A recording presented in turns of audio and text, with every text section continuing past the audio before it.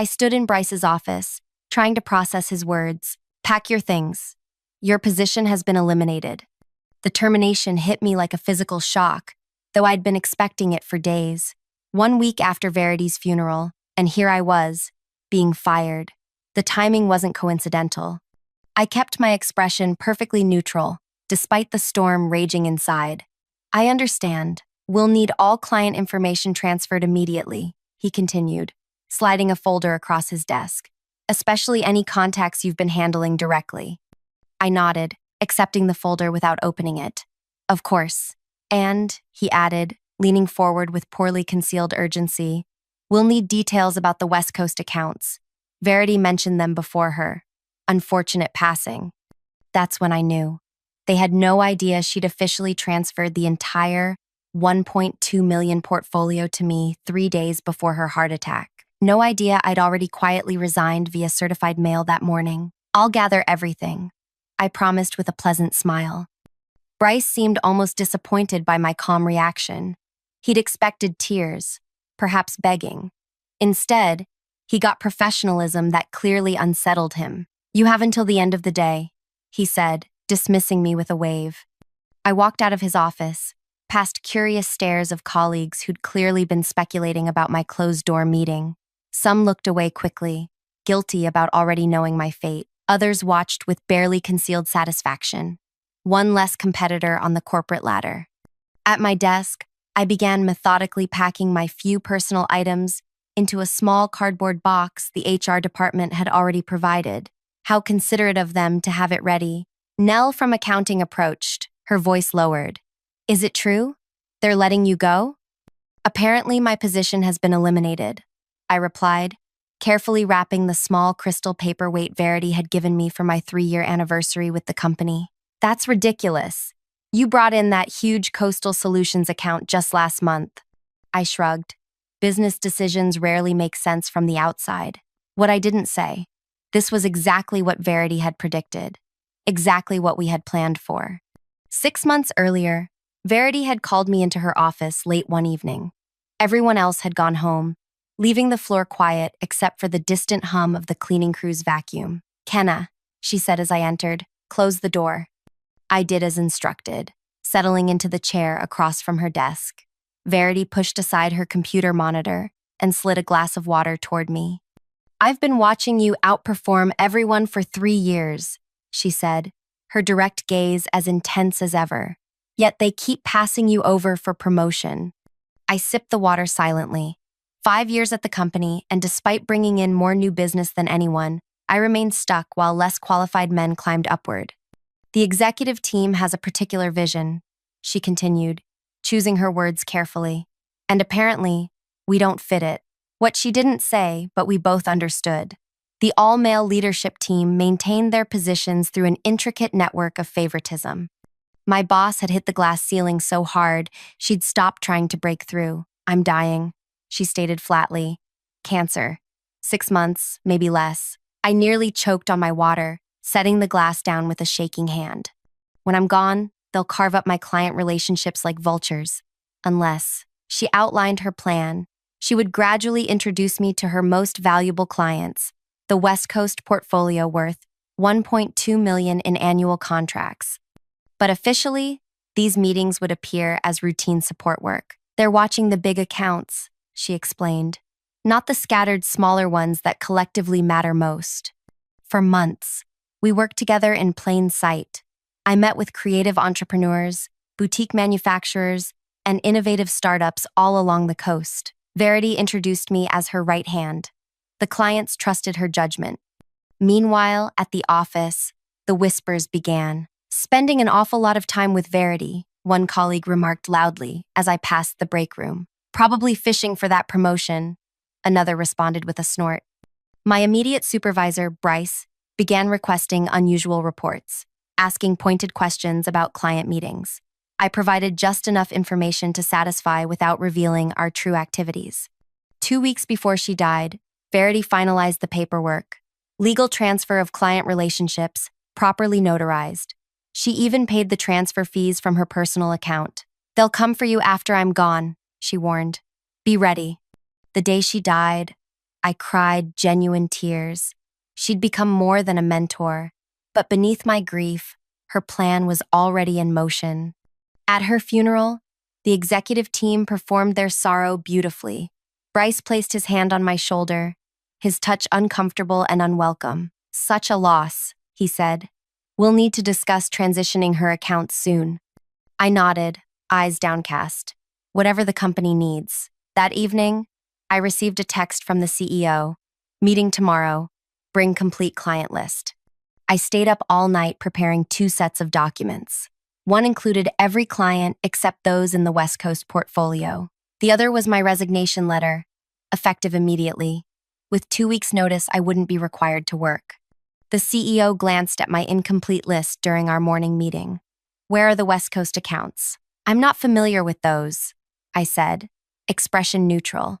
"She handled them personally." His face tightened. "Search her files. We need those clients." For a week, I pretended to search while secretly meeting with my inherited clients. Every evening, Bryce would demand updates. Every morning, I'd report finding nothing. The company grew desperate. The quarterly projections looked bleak without those accounts. The executive team huddled in closed-door meetings. Then came my termination. Bryce barely contained his satisfaction, assuming I'd be devastated. Now, as I placed the last of my belongings in the box, Nell touched my arm. "What will you do now?" I smiled. "I have some ideas. If you're enjoying this story so far and want to know what happens next, hit that like button and subscribe to the channel. I promise Kenna's journey is just getting started, and you won't want to miss what's coming next. Drop a comment with what you think she should do after being fired like this. My name is Kenna Ellis, and until today, I was a senior account manager at one of the most prestigious firms in the city. Not the most glamorous title, but I made it work. I'm 32, single by choice, and determined in ways that often made my colleagues uncomfortable. Growing up in a small coastal town taught me patience. Watching my mother run a small shop while raising 2 kids alone taught me resourcefulness. 4 years at State College on scholarships taught me perseverance. And 5 years at this company taught me that playing by the rules was a luxury reserved for those who made them. Verity recognized that in me from the beginning. While other executives saw a quiet worker who followed directions, she saw the calculations behind my eyes. The first time she called me into her office, I thought I was being reprimanded. Instead, she asked what I thought about a proposal the team had celebrated that morning. "It's fundamentally flawed," I said, surprised by my own honesty. Instead of being offended, she smiled. "Explain." I outlined 3 critical weaknesses in the proposal that everyone else had missed. When I finished, she nodded once. "Tomorrow you'll join me in the client meeting. Say exactly what you just told me. But no buts. The client deserves honest expertise. That's what we're paid for." The next day, the client thanked us for our candor and signed a larger contract than originally proposed, specifically requesting that I be involved in implementation. That was the beginning of our working relationship. Verity became my mentor, though neither of us ever used that term. She pushed me, challenged me, and trusted me with increasingly important responsibilities.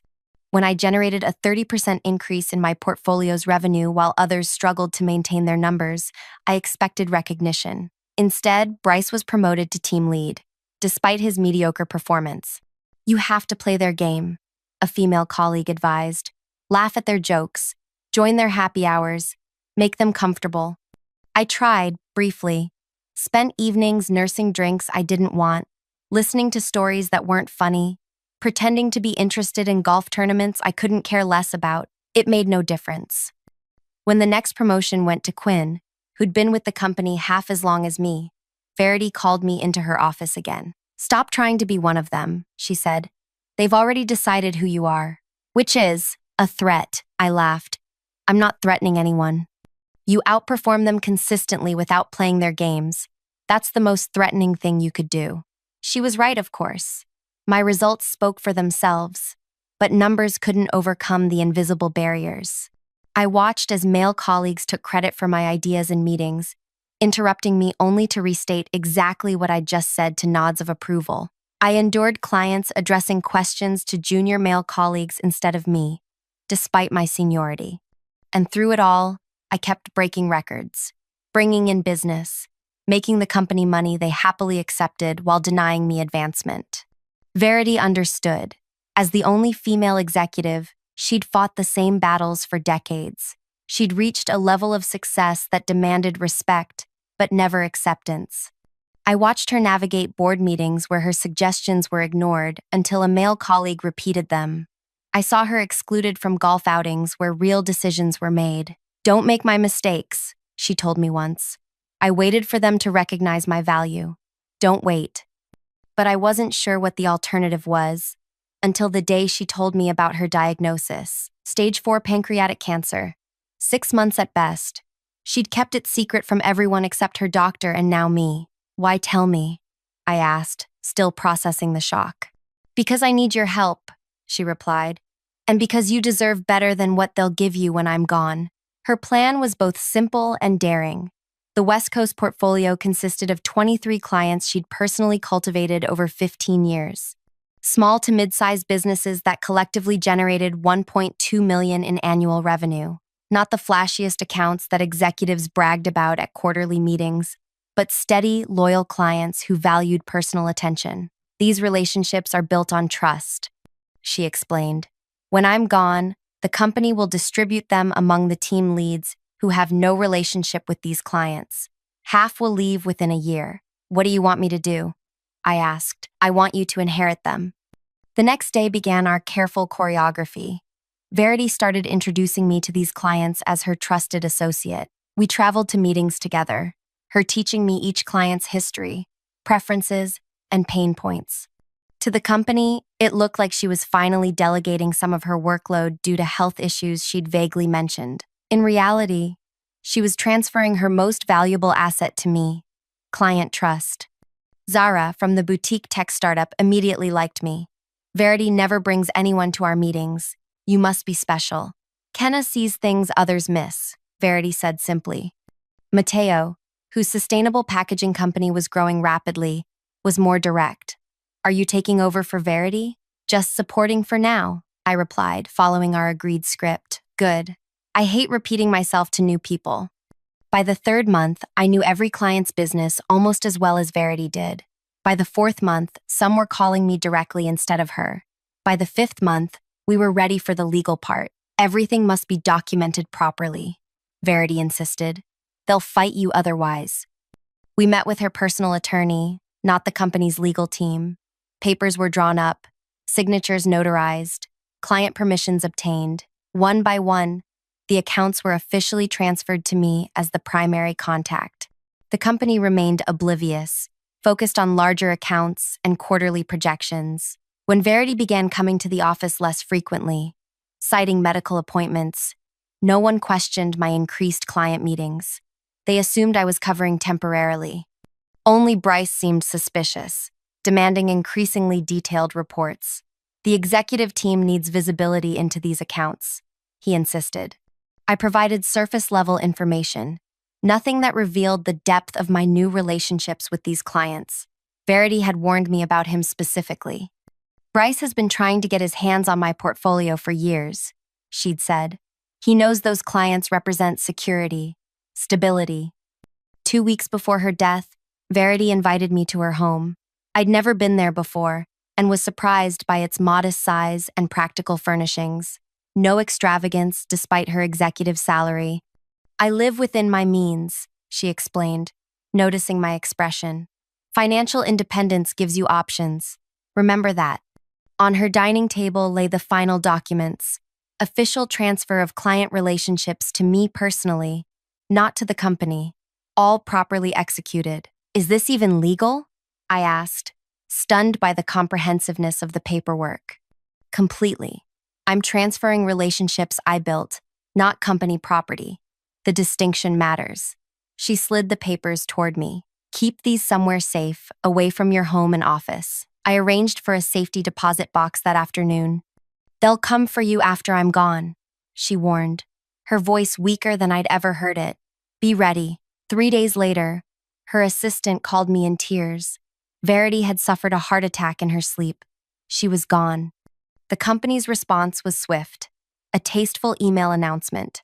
a donation to cancer research in her name, a team meeting where the CEO spoke about her contributions before quickly pivoting to moving forward and maintaining client relationships during this transition. At her funeral, I stood apart from my colleagues, watching their performance of grief. The CEO gave a polished eulogy that somehow managed to make Verity's achievements sound like they belonged to the company. Bryce approached me afterward, his expression sympathetic while his eyes remained cold. "Such a loss," he said. "We'll need to discuss transitioning her accounts soon." I nodded, eyes downcast. Whatever the company needs. That evening came the CEO's text, demanding the complete client list. The next morning, I provided the incomplete version, omitting all 23 West Coast clients. "Where are the West Coast accounts?" he demanded, frowning at the list. "I'm not familiar with those," I lied smoothly. "She handled them personally." His face tightened. "Search her files. We need those clients." For the next week, I performed a thorough search of Verity's office, finding nothing because there was nothing to find. She'd been methodical in removing any trace of these particular client relationships. Meanwhile, I used my lunch breaks and evenings to meet with my new clients, reassuring them during this transition. Every single one expressed sadness at Verity's passing. Most added how relieved they were to still have me. "Continuity is everything in business," Matteo said during our coffee meeting. "If they'd assigned someone new, I would have walked." Each day, Bryce grew more agitated. The quarterly forecast looked increasingly concerning without those accounts. The executive team held closed-door meetings that ended with grim expressions and hushed conversations that stopped when I walked by.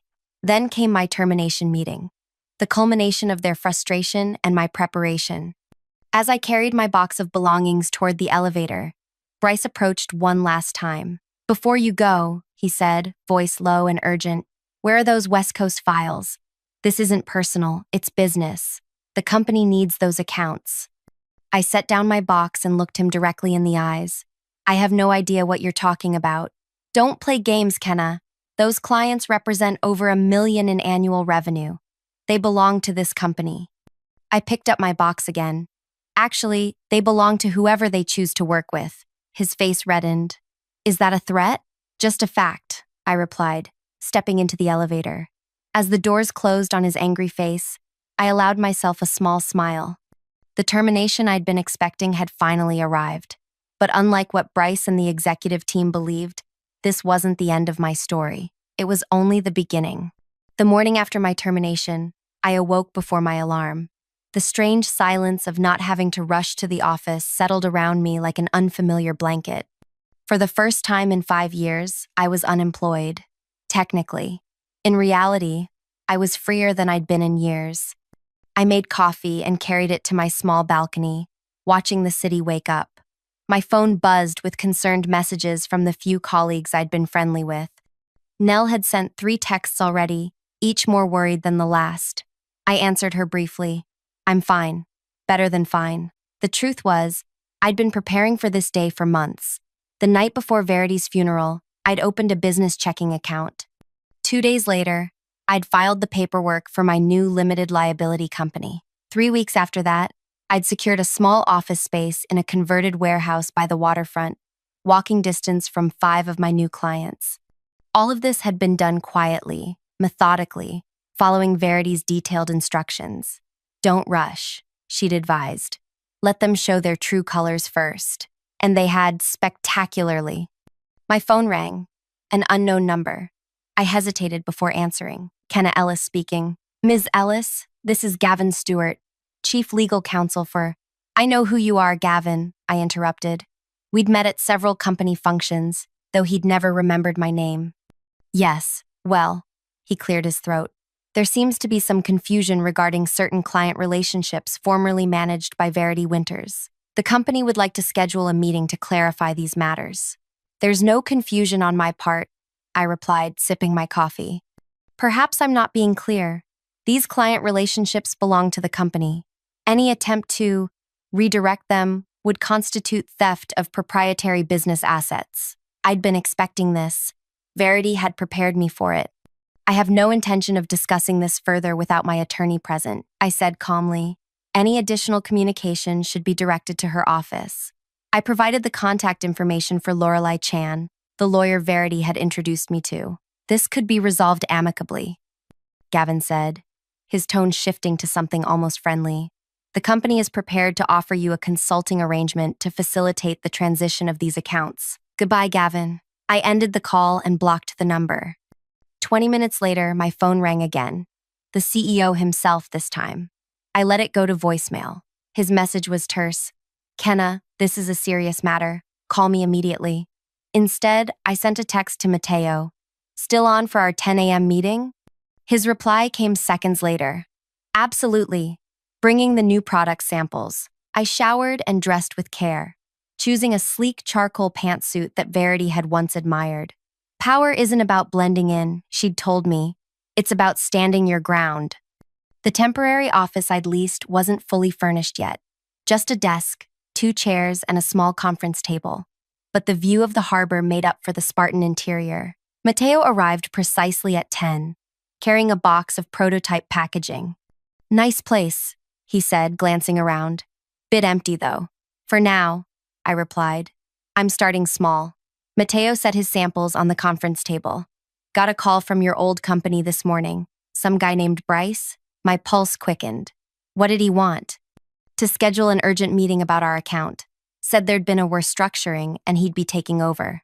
Mateo shrugged. I told him we're happy with our current arrangement. And what did he say to that? He said there must be some misunderstanding. That all client contracts are with the company, not individual representatives. Mateo laughed. I told him to check his paperwork again. I smiled, feeling a wave of validation. And did he?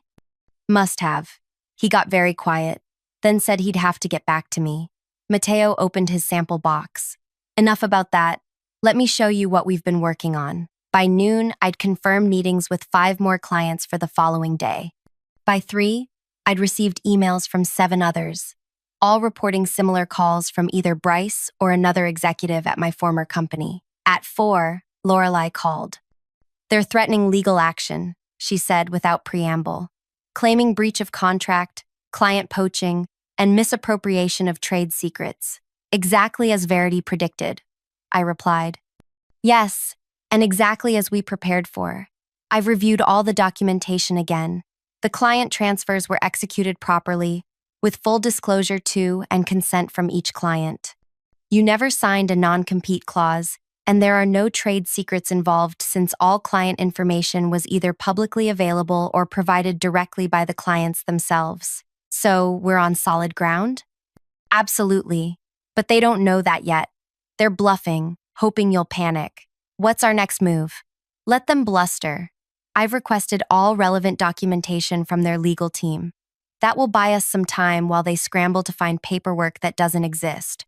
After hanging up, I crossed to the window, watching boats navigate the harbor.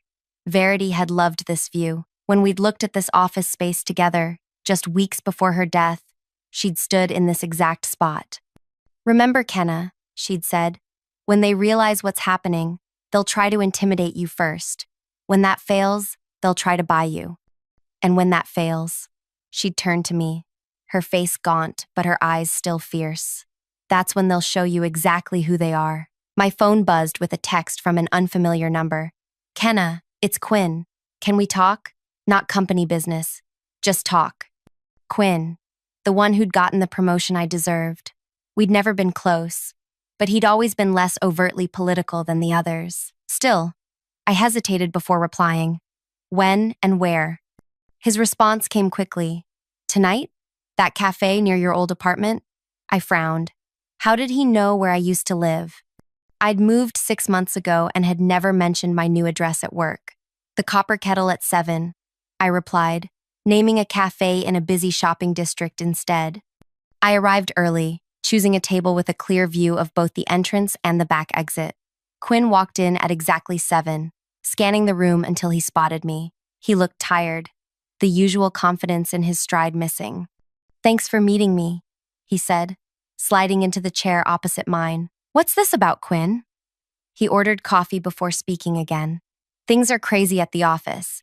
The executive team is in complete meltdown mode, and that concerns me how? They're saying you stole clients, that you and Verity conspired to defraud the company. He leaned forward. They're building a case against you. There is no case. They've pulled 5 years of emails, looking for evidence. They're interviewing everyone who worked with you, asking if you ever discussed taking clients. I kept my expression neutral. Again, why should I care? Quinn sighed. Look, I know we weren't friends, but what they're doing, it's not right. They're trying to destroy you professionally. Why are you telling me this? He stared into his coffee for a long moment. Because Verity once did something similar for me, warned me when they were setting me up to fail. This was unexpected. Quinn had always seemed like one of them. Ambitious, political, willing to play the game. I owe her, he continued. And by extension, you. What exactly are they planning? They're contacting every client, claiming you misrepresented your authority to transfer the accounts. They're offering steep discounts to maintain relationships. And they're preparing to send cease and desist letters to all 23 businesses. I nodded slowly. Anything else? They've frozen Verity's final compensation package, claiming evidence of misconduct. They're using it as leverage with her family. This sent a surge of anger through me. Verity's sister had 2 children in college. That money was meant for them. Thank you for telling me, I said finally. Quinn hesitated. There's one more thing. They've offered me a bonus, a significant one, to provide evidence against you. And will you? There isn't any evidence to provide. He stood to leave. I never saw this meeting happening. Neither did you.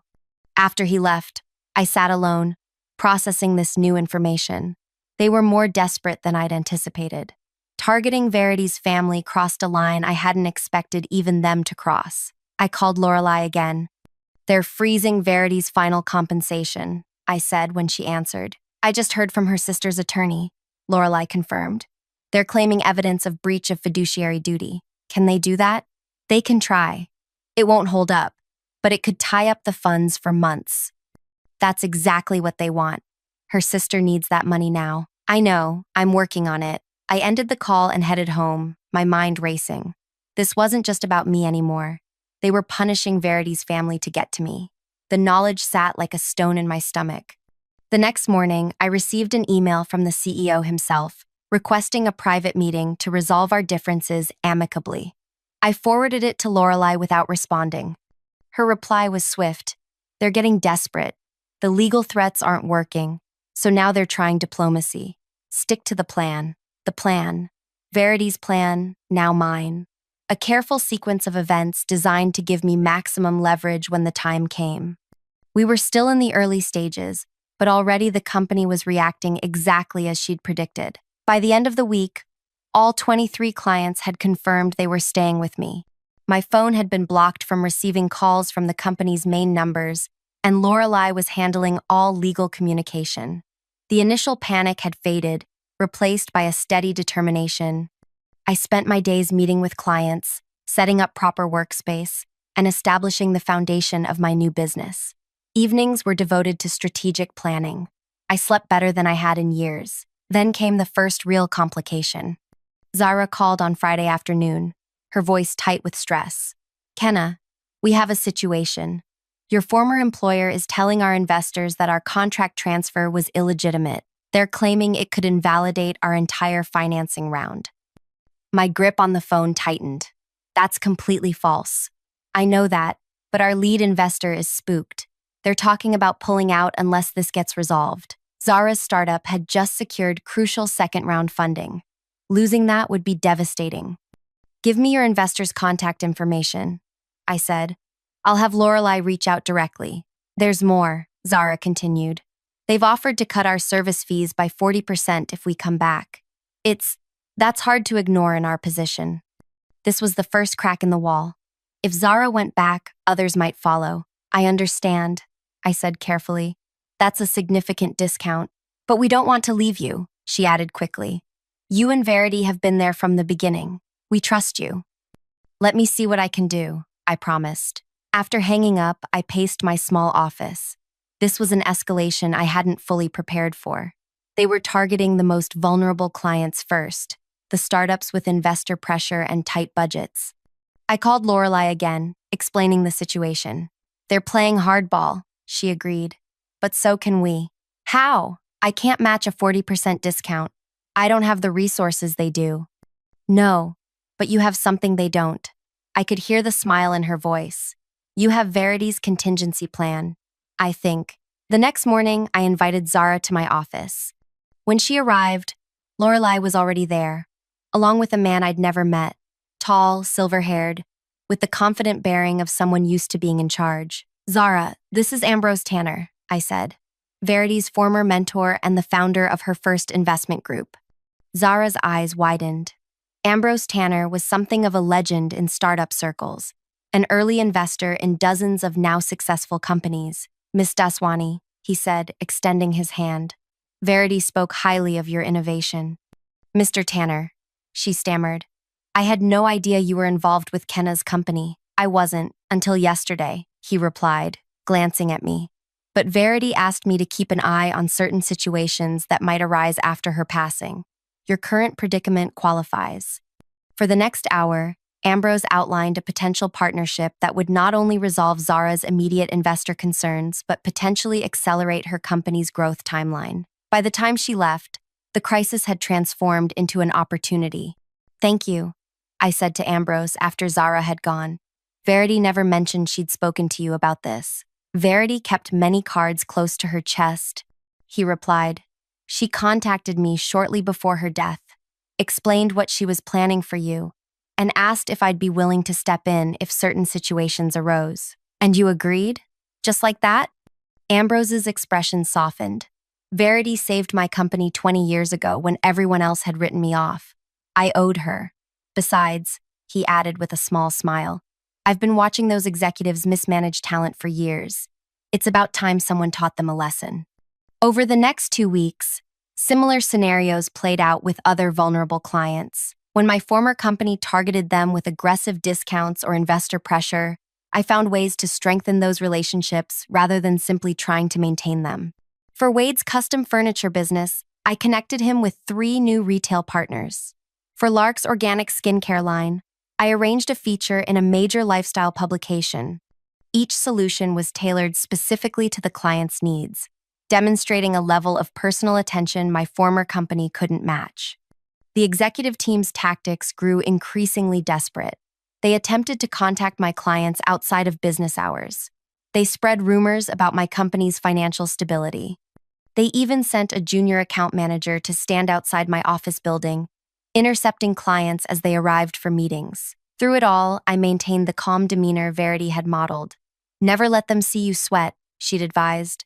The moment you react emotionally, they believe they've won. 3 weeks after my termination, I received another email from the CEO, marked urgent and confidential. This has gone far enough. It read, we're prepared to offer you a partnership position with full executive privileges if you return the West Coast accounts to company management. This offer expires in 48 hours. I forwarded it to Lorelei with a single question. Time? Her response was equally brief. Almost.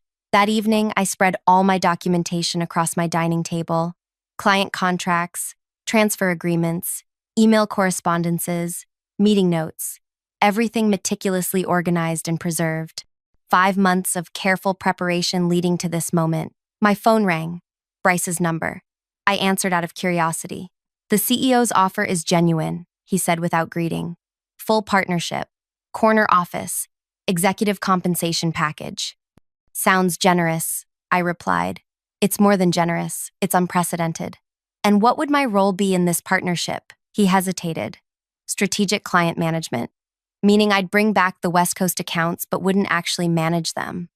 Details would be negotiated, of course. Of course, I echoed. And you? What's your role in this arrangement? Another hesitation. I've been asked to facilitate the transition, meaning you've been told to get me to agree at any cost, because the quarterly numbers are due next week, and the executive team is panicking. The silence confirmed my assessment. The offer expires tomorrow, he finally said. I suggest you consider it carefully. I always do. After hanging up, I sent a message to Lorelei.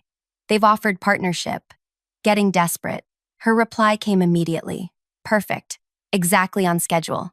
Meet tomorrow, 9 a.m. Bring everything. The next morning, I arrived at Lorelai's office carrying a briefcase full of documents. She was waiting with a colleague I hadn't met before, a serious-looking woman introduced simply as Diane from the Financial Crimes Unit. My heart raced as I realized what was happening. This was the moment Verity had been building toward all along. Not just a plan for me to take clients and start my own business, but something much bigger. Ms. Ellis, Diane said, I understand you have information regarding potential financial irregularities at your former company. I looked at Lorelai, who nodded encouragingly. Yes, I replied, opening my briefcase. I believe I do. The documents I placed on the table represented only a fraction of what Verity had compiled over 15 years. Evidence of systematic financial manipulation that went far beyond simple accounting tricks. Creative revenue recognition, hidden expenses, artificially inflated client contracts, a pattern of deception designed to boost executive bonuses while misleading shareholders. Verity discovered these discrepancies 3 years ago, I explained. She began documenting everything, building a case methodically. Why didn't she report it immediately? Diane asked. She tried, internally first, following proper channels.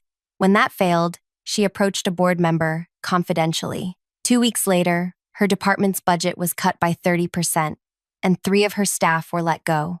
Diane examined the documents carefully. And she shared all this with you?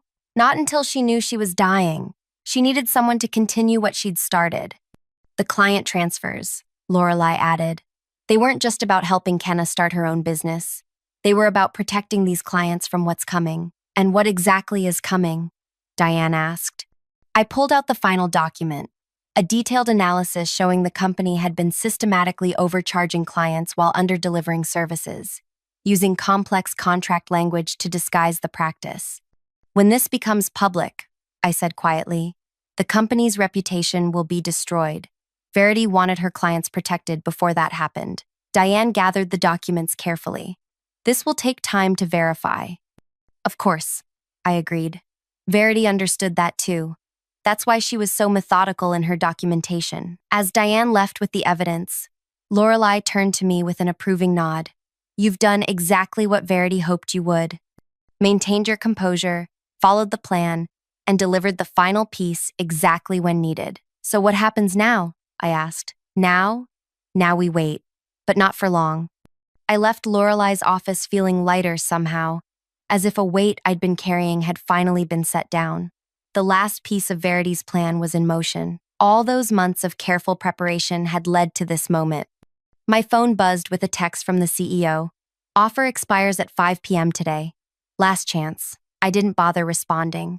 There was nothing left to say. Instead, I headed to my office by the water, where 3 client meetings were scheduled for the afternoon. Life would go on, business would continue, regardless of what happened next. As I unlocked the office door, my phone rang again. An unknown number. I almost didn't answer, assuming it was someone else from the company making a last-ditch effort. But something made me accept the call. Kenna Ellis speaking. Ms. Ellis. The voice was unfamiliar, authoritative. This is Detective Reeves with the Financial Crimes Division. We'd like to schedule a formal interview regarding the documentation you provided this morning. I closed my eyes, a mix of emotions washing over me. Of course, whatever you need.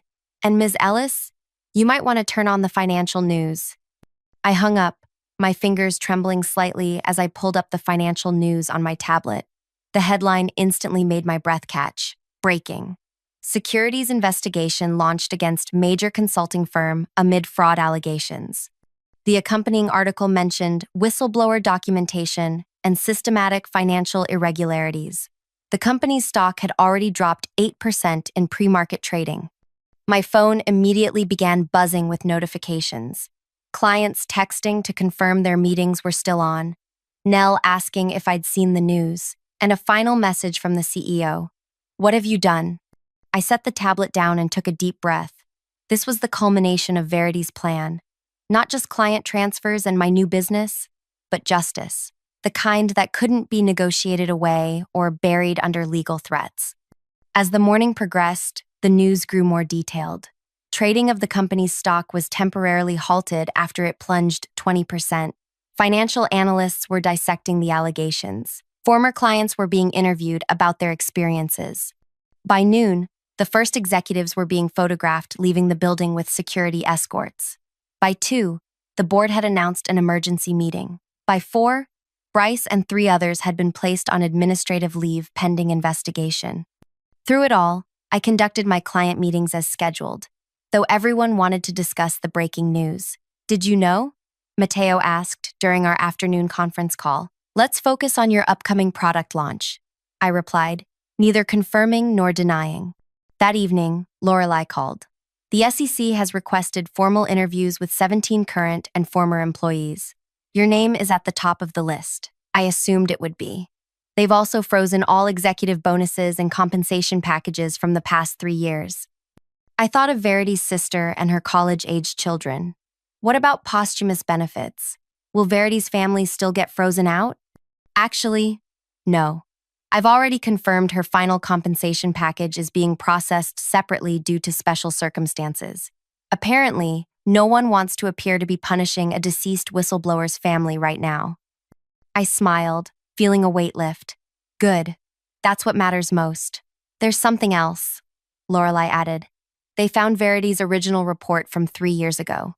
The one that was supposedly lost when she first tried to report the irregularities internally. It was buried in a restricted executive file server. So they knew, all along, every single one of them. The entire executive team was complicit. I thanked Lorelei and ended the call, walking to the window of my apartment to watch the city lights come on as dusk settled. Everything was unfolding exactly as Verity had planned. The company that had systematically marginalized us both was now facing the consequences of its actions. My phone buzzed with yet another message. Quinn, this time. They're looking for scapegoats. Bryce is claiming you and Verity fabricated everything. I wasn't surprised. Let him. The documentation speaks for itself. I've been asked to provide a statement about your work practices. And will you? I'll tell the truth. That you were the most ethical person in that building. I set my phone down, oddly touched by his loyalty. Perhaps not everyone from my old life was an enemy after all. The next morning, Detective Reeves arrived at my office for our formal interview. For 3 hours, I walked her through every document, every discrepancy, every attempt Verity had made to address the issues through proper channels. She kept meticulous records, Reeves observed, studying a particularly detailed spreadsheet comparing reported client billings to actual services rendered. Verity believed in accountability, I replied. She used to say that integrity isn't what you do when everyone's watching. It's what you do when you think no one is. After Reeves left, I sat alone in my office, feeling a strange mixture of vindication and sadness. Verity should have been here to see this. She'd orchestrated everything so perfectly, yet wouldn't witness the results of her planning. My phone rang. An unfamiliar number with the area code from Verity's hometown. Kenna? This is Iris, Verity's sister. My heart quickened. Iris, yes, how are you? I just received notification that Verity's benefits are being released. All of them. The company's legal team suddenly became very cooperative. I'm glad to hear that. There's something else. Her voice softened. Verity left a letter for you with my attorney. He was instructed to deliver it 1 month after everything happened. Would you like me to mail it? Or I can come to you, I said quickly, if that's all right. 2 days later, I sat in Iris's modest living room, holding an envelope with my name written in Verity's distinctive handwriting. Iris had given me privacy, stepping outside to tend her garden. The letter was dated 1 week before Verity died. Kenna, if you're reading this, then everything has proceeded according to plan. The company is facing investigation, the clients are safe with you, and my family's financial security is preserved. What you don't yet know is why I chose you. It wasn't just your competence or your integrity, though both are remarkable. It was because 3 years ago, when I first discovered the financial irregularities, you were the only person who noticed something was wrong. With the company, yes, but more importantly, with me. You asked if I was okay when no one else saw past my carefully maintained facade. You offered help without knowing what you were offering to help with. In that moment, I knew you were different. The company will try to paint me as vindictive, a disgruntled employee orchestrating their downfall from beyond the grave. Perhaps there's some truth in that. But my real motivation was justice. For myself, for you, for every person whose career was stifled because they wouldn't play by corrupted rules. The portfolio I left you isn't just clients, it's opportunity. Build something better than what we came from. Create the company we always deserved to work for. There's one final thing. In the safety deposit box where you kept our documentation, you'll find a key to a storage unit. Inside is everything you'll need to fully understand the depth of what we've uncovered. Use it wisely. With respect and confidence, Verity. I folded the letter carefully, tears blurring my vision. Even now, months after her death, Verity was still guiding me, still offering wisdom from beyond. The next morning, I visited the storage unit. Inside was a single filing cabinet containing detailed dossiers on every executive at the company, their financial dealings, their decision histories, their vulnerabilities, information gathered meticulously over 15 years. Among these was a separate folder labeled Board Connections, documentation of how each board member had been selected not for their oversight capabilities, but for their willingness to look the other way. Copies of emails, meeting recordings, evidence so comprehensive it took my breath away. I immediately called Lorelei and Detective Reeves. This wasn't just about financial irregularities anymore. This was systematic corruption at every level. Within days, the investigation expanded. The board chairman resigned. 3 additional executives were placed on leave. The company's stock continued its downward spiral. Through it all, my business grew steadily. The clients who had trusted Verity, and now trusted me, remained loyal. Word spread about a new consulting firm that prioritized ethical practices and client success above all else. 6 months after my termination, I leased a larger office space in the same waterfront building. My team had grown to include 5 full-time employees, including Nell, who had resigned from our former company the day after the investigation became public. On the morning we moved into the new space, a package arrived. A framed photograph of Verity standing on the beach near her hometown, looking out at the horizon with characteristic determination. A note from Iris accompanied it. She'd want this in your new office.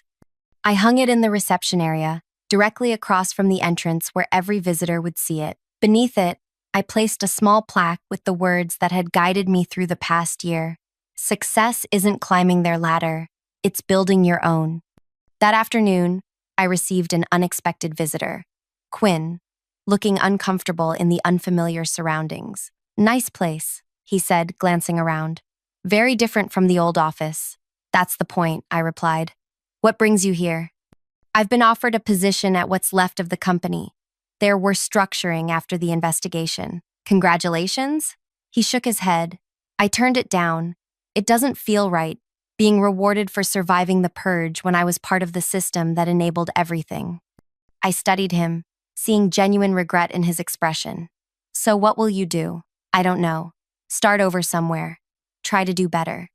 I considered him for a long moment.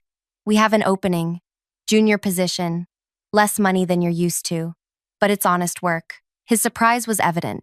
You'd hire me? After everything? Verity believed in second chances, and you did warn me when you didn't have to. The following week, our team gathered for the official opening of the expanded office. Clients, friends, even some former colleagues who had reached out after leaving the old company. Iris came with her children, visibly moved by the photograph of her sister, prominently displayed. As I looked around at what we had built, not just a business, but a community founded on the principles Verity had valued, I felt her presence as strongly as if she were standing beside me. The investigation continued to unfold, revealing deeper layers of misconduct than even Verity had documented. The company that had once seemed invincible was fighting for survival, its reputation in tatters, its leadership disbanded. But that wasn't my concern anymore. My focus was on building something new, something better, not revenge for its own sake, but justice that created opportunity for growth. In the end, the most powerful revenge wasn't destroying what had hurt us. It was creating something so much better that the comparison itself became a judgment. Verity had known that all along, and now, so did I. If you've made it to the end of this story, I hope it resonated with you in some way. Maybe you've faced similar challenges in your career, or perhaps you've witnessed the kind of systematic problems Kenna and Verity confronted.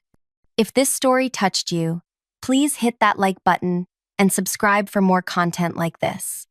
I'd love to hear your thoughts in the comments below. Have you ever had to stand up against workplace injustice?